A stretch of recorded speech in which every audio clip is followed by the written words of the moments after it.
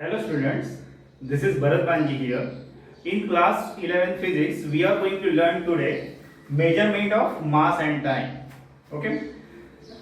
You learn about measurement of length using some direct method are there, some indirect method are there like parallax method that you learn. So today we are going to learn how you can measure the mass and time. So first we are talking about mass. As you know, mass is one of the fundamental quantity, and one special quality of mass or special property of mass is that mass does not depend on the temperature, pressure and location. Means if you have any mass, suppose I have this marker, so marker has some mass because of the particles. So that mass, whatever the mass it is having, so that is same at everywhere. If you change the pressure, if you change the temperature, this mass of this object doesn't change. Okay, so what is change? That is weight can change. Weight is equal to mass into mg's. See here, weight is equal to mass into acceleration due to gravity. That will change, but mass never changes. Because of gravity changes, there may be the change in the weight. Okay, but mass is always remains constant for a given particle. Okay.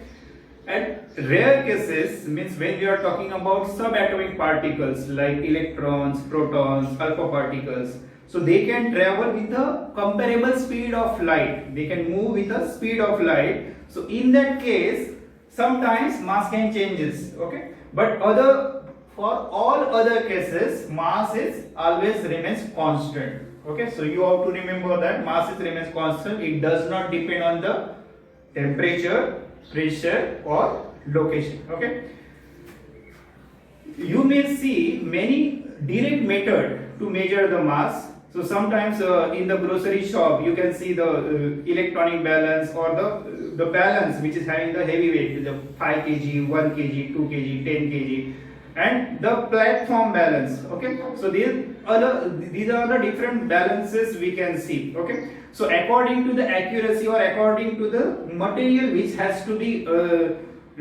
measured, according to that we are using the different balances. Okay, so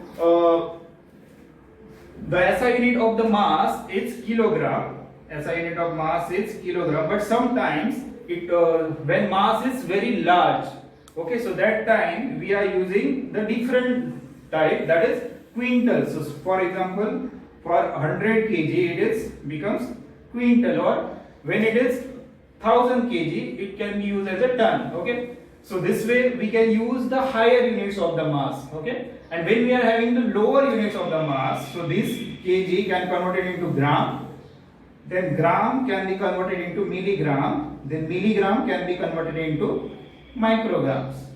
Okay, so how we can relate kg with gram? So gram is equal to 10 raised to minus 3 of kg. Okay, when we are talking about milligrams, so milli stands for 10 raised to minus 3. Okay, so this can be written as 10 raised to minus 3 of gram, but the conversion factor between gram and kg is 10 raised to minus 3. So this can be written as 10 raised to minus 6 kg or micro kg this will become. Okay, so when we are talking about micro means 10 raised to minus 6. So this will become 10 raised to minus 6 gram, and it can be converted into 10 raised to minus 9 kg. This way we can change the unit according to the your preferences. Okay. For more accuracy, you have to use high precise unit. Okay, so you might see in the jewelry shop the weighing balance is kept in the box. That is, air cannot affect that balance. Okay, so according to that, we can use different balances. Okay, also in the other cases, if you are seeing the balance which is used to weigh the sugar cane, so that is very big weight. Okay, so this way we can use the different kind of balances. Now tell me how we can measure the mass of any planet or star. Suppose we want to measure the mass of the star or any sun or any planet. Okay, so how we can find that? So to find the mass of heavier objects like planets, sun, star. Okay, so you have to use a Newton's law of gravitation. Newton's law of gravitation. So according to this law,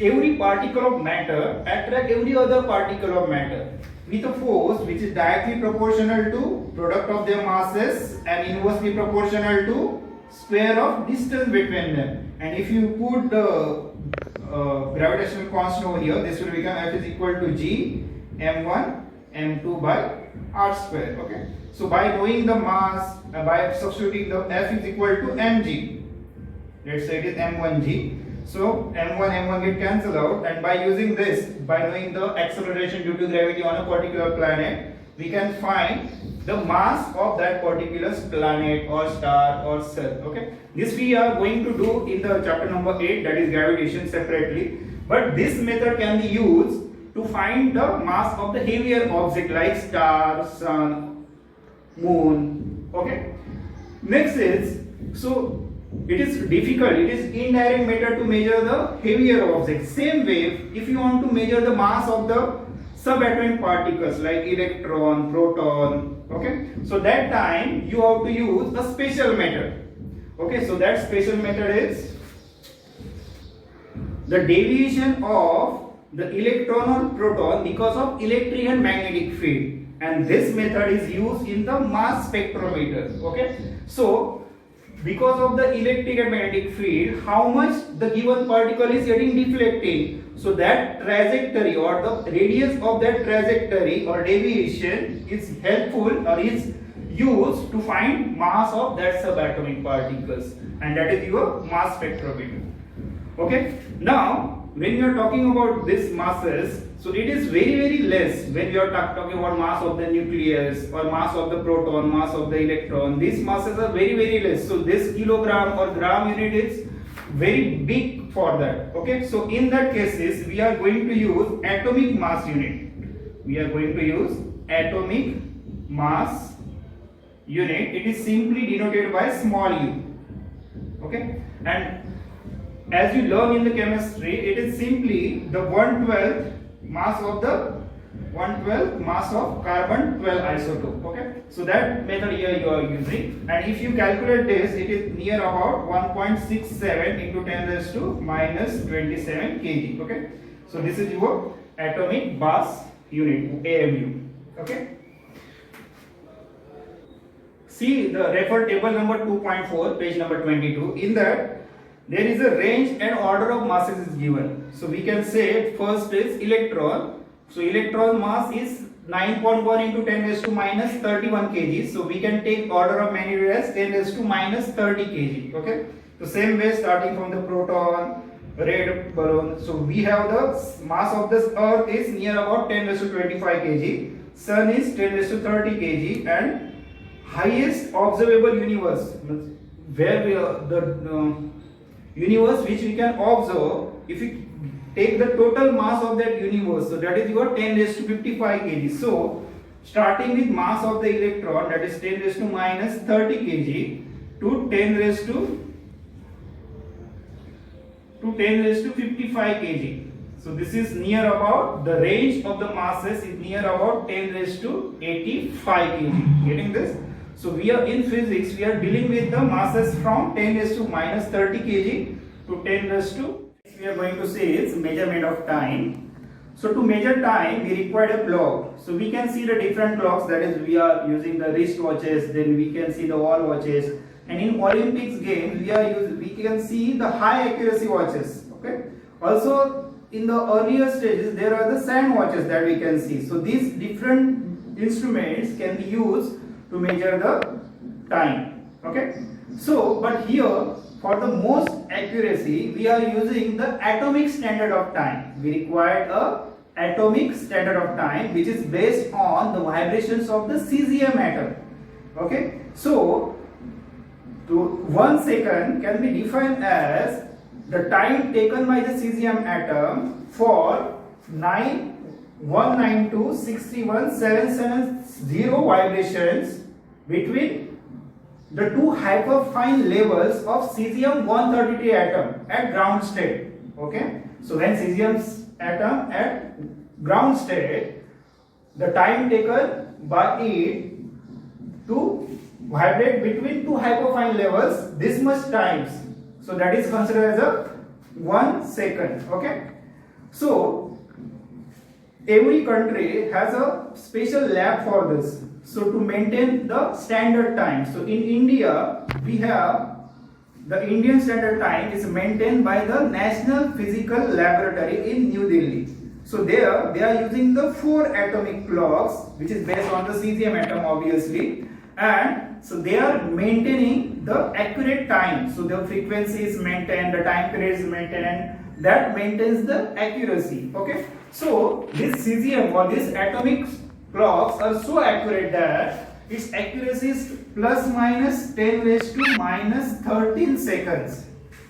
Okay, so it is very much high accuracy it is having. And so as in the wristwatches or in the some wheels, the regulation wheels which are regulates the time in your wristwatches or the all clocks, so same way they are using the atomic vibrations over there. Okay, so by this accuracy, that is plus minus 10 raised to minus 13 seconds, in 1 year you can just lose or gain 3 microseconds, which is equal to near about 3 into 10 raised to minus 6 seconds. Just you are losing. So this is a very much high accuracy clock we are having.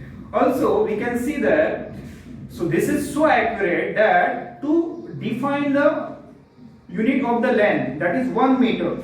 So we know that speed is equal to distance into time. Okay, so to define distance of 1 meter, we can say that the time taken by a particular object to cover a distance with a speed of 3 into 10 raised to 8 meter per second, which is the speed of light. If light has to travel from 1 to 2 points and it takes 1 upon 3 into 10 raised to 8 seconds. Okay, so that distance is said to be 1 meter. See the table 2.5, page number 23. So there we are having the different range and order of time intervals. So for smallest time interval, they are saying lifespan of most unstable particle. In radioactivity, you may see that unstable particles are there, and that time period is 10 raised to minus 24 seconds. Okay, and from that the wink of eye is about 10 raised to minus 1 second, and highest time we can see the average human lifespan is 10 raised to 9 seconds, and for age of universe is near about 10 raised to 17 second. Okay, so here also the range which is, we can say it is from 10 raised to minus 24 seconds to 10 raised to 17 seconds, and which is nearly about 10 raised to range we can see that near about 10 raised to 41 seconds. Okay, now remember that no need to remember the values or contents given in the tables. Okay, so you have to just see the comparative, you should comparatively study, and you have to just see the what is the order up to which we can see the time, we can see the length, we can see the masses. Okay, now we know that the beauty of physics is that we can relate the things by different ways. Okay, so we can study the laws of motion by the different ways, but here there is no logic, but we can see the relation over there. So when we see the range of the length, and that is near about 10 raised to 41 meter we observe, and here we can see it is 10 raised to 41 second. Okay, and if you see about masses, so that is near about 10 raised to 41 space. Okay, so when we are seeing the mass range of the length, it is near about 10 raised to 41 meter, and when we are seeing the range of the mass, that is near about 10 raised to 41 ka square, that is 10 raised to 82 kg near about. Okay, so here this is the beauty of physics, that in no logic also there is, we got some relation between the different terms over here. Okay, I hope you all are keeping well.